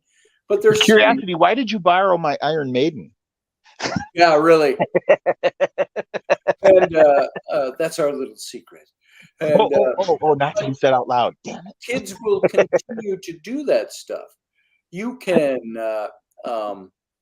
there are all kinds of reactions you can have to a kid. And if they don't want to respond to that, it's either not being reinforced by both parents, or there is something that the child is not getting that they believe they can act that way. It's like the other day, my son Sam was over. Even Sam got on our girl Rowan, our 10-year-old, because she was being obnoxious and wouldn't listen to what Rainey and I were telling her to do. And we aren't parents that are like, please, child, may you. Oh, no, I get that. I've been there. Seen it. And it's like, Rowan, I don't want to embarrass her. She's only 10, but she's being, though, the defiant 10. That's typical of that age. Yeah. The twins didn't really go through that, but so you're a little shocked by it. But that to me is a normal thing I see in lots of 10-year-olds in my circle. So and I don't think the internet helps that, and the no Instagram and all that, because they're influenced by things outside of the family that previous generations didn't get influenced by. And the stuff that they see on the internet, I mean, it's getting to the point where Rainey and I are talking about they all have to have passwords to get in. We haven't done that. Flynn has passwords for games and length of time he can play and stuff like that. But it all started when they all begged for phones. What's that? I need that. Yeah, you need time on your computer. I can take a day off and think, I'm going to get on the internet this morning. And it's like 8 o'clock at night. How did it get to be 8 o'clock at night? I got to log out. Yeah. So where did my day go? And there's things with our kids that I know exactly where they're getting some of that shit from. And I see, because I've sometimes sat and watched some of the videos they're watching with them, like these young girls that have these sites and all their boyfriends and all of this and all the antics. They're influencers. But the older they're getting, these kids on the internet, everything's starting to become sexual innuendo, sexual. Going to play a sexual joke, not overt, because it's not porn or anything. Lots of innuendo and stuff, but it's lots of innuendo and lots of reference to should I sleep with him tonight? And it's like, I look at Rainey, I go, our kids are watching this, we need to block that, or we need to block. And you can constantly keep blocking things, or you can go right to the child and solve it at the source. The source could be, you have no access to the internet ever. That's not a source. And in some cases, they're repeating things they don't even understand what they're saying. Right. Because they don't have the context. They're repeating dialogue. You can jump in wherever you want. They're repeating dialogue because they're getting a reaction and they like that reaction, but they don't understand why they're getting the reaction. And so there comes a point where sometimes you have to sit them down and go, do you know what like when Rowan said, when I grow up, I think I want to be a stripper. Really? Yeah. Do you really understand what that job entails? What that is? It's like the other day, somebody said something about prostitution. I'm trying to think of the context of it. It wasn't being made fun of or anything, but the term came up and she goes, what's prostitution? And I said, oh, and I was a little surprised. I'm like, you don't know? With all the language she uses with me and the stuff she uses with me. And Okay, so I got to tell you, so I was a bad influencer at one point. So back in Festival Fridays, when we'd have all the school kids come out on a Friday to do festival, yeah, remember those? yep, So the privateers were up on the balcony in Bad Manor, the private balcony over by Jim and Laz's dressing room. You know where I'm talking about. yep. So we're standing out there. School kids are walking by. Some kids come by. They see us up there. We're a bunch of pirates hanging out at the thing, and what is that place? Can we come up? No. It's a brothel. You can't come up here. What's a brothel? What's a brothel? Go ask your teacher. So then we had all these things. They kept asking questions about because we were talking about tarts and stuff. And this one kid goes, "I like tarts," and I said, "Oh, I do too." And he's like, "Are we talking about the same thing?" You go ask your teacher. So I'm sure this teacher got a whole list of questions. What's a tart? What's a brothel? What's a yes. Oh yeah.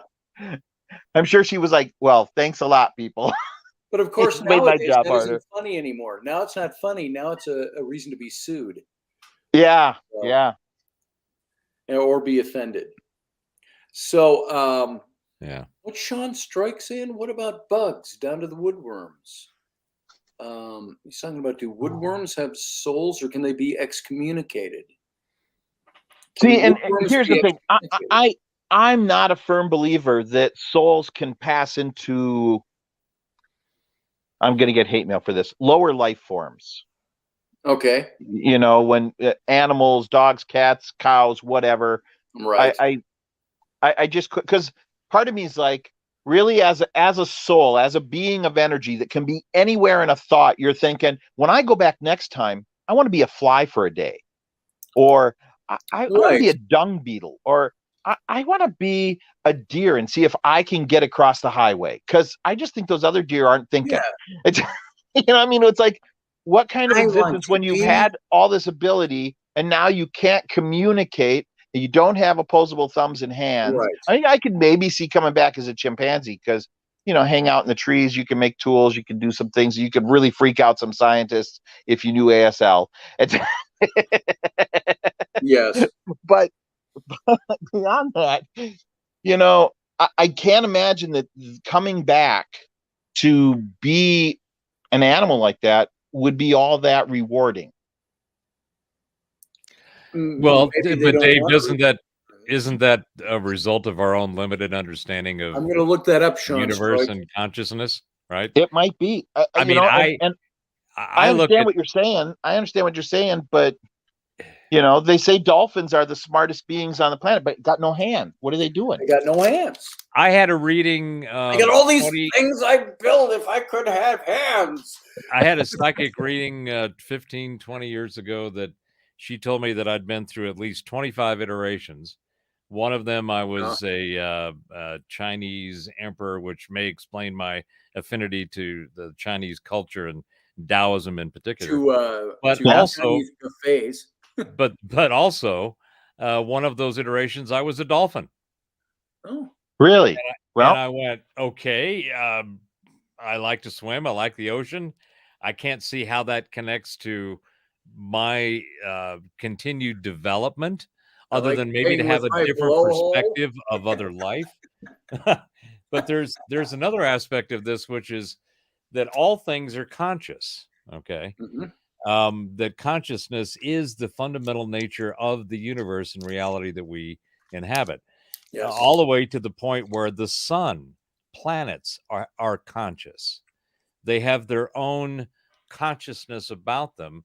And in fact, from the scientific circles, I don't know how many people are aware of Ben Davidson over at Suspicious Observers, but he's been doing an amazing amount of work of keeping up with daily activities of planetary energies and different things that are going on.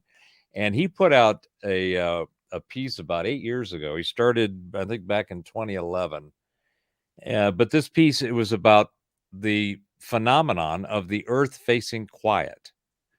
And the Earth facing quiet, based on his study and his hypothesis, is that the sun knows when it's facing, when the Earth is on a particular side of it, and it keeps it keeps itself from blowing massive, which could be essentially planetary destruction, CMEs, and it does that on purpose.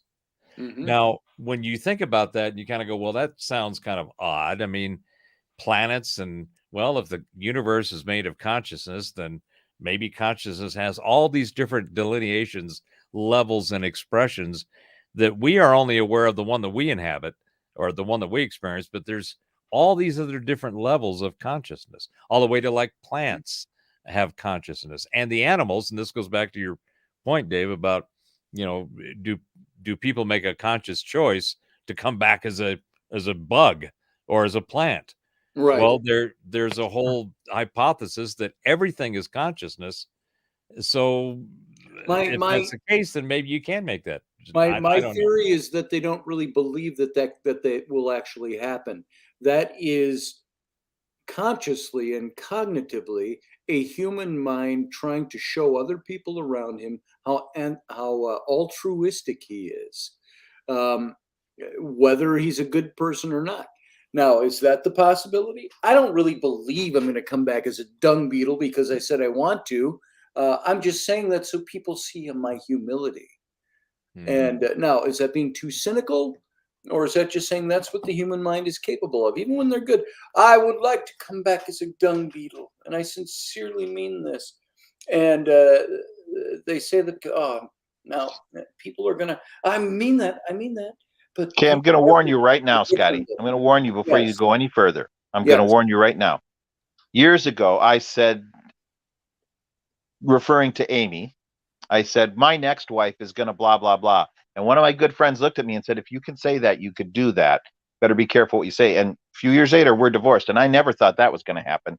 So you be careful what you're saying. You do not want to come back. And you're never going to get another wife. So, yeah, I am not intentionally ever looking for one. No, I've done that path. And yeah, I know what you mean. Sometimes you speak things into existence. I get that. I rather doubt. I haven't said anything about what life form I want to come back as, I think, for it to be set in stone yet. So I'm just warning you. Thank you. I appreciate that. I want to come back as ice cream so people will lick and eat me. There it is. I thought you wanted to become. You can have that now. Yeah. Come back as adult so you can play with your own blowhole. So, anyway, all right, guys, it's 11 o'clock, so I'm going to call it quits for tonight because I'm here working, and I got to work tomorrow morning here. How's the book going? Huh? How's the book going? It's pretty much done. It's just shoring up all the loose ends right now, rewriting passages, doing my own edits, stuff like that. So it's pretty much done, and I think it's pretty good. We got to put a good conclusion on it. Tie the knots, and that's about it. So sweet. Anyway, well, good luck with that. Everybody, thank you for being here tonight. Sorry for the disruptions we had earlier, and I wasn't buying into them. I don't like that stuff, and if I can confront somebody, I'll confront them. The only problem with confronting them, there's no way to really confront them. See, and I think you're better off to ignore them. Yeah, sometimes because you give them fuel by confronting them. Sometimes I think when they're putting up 30 posts in a row, I'm gonna block them or I'm gonna confront them. Sometimes just have the moderators knocking them off, block, and you go on as though they're not even there. Yep. And sometimes I think it's okay to address it, and I don't address it all the time, but I address it sometimes. So there we go. All right, guys. Thanks, we're gentlemen. Get out of here. I'm not even going to get rid of you guys first. We're just going to do it. We're just going to go. So you know what? Professor Bauer, Dave Potter, live long and prosper. All right. Good night, Live long and prosper. Cheers, gentlemen.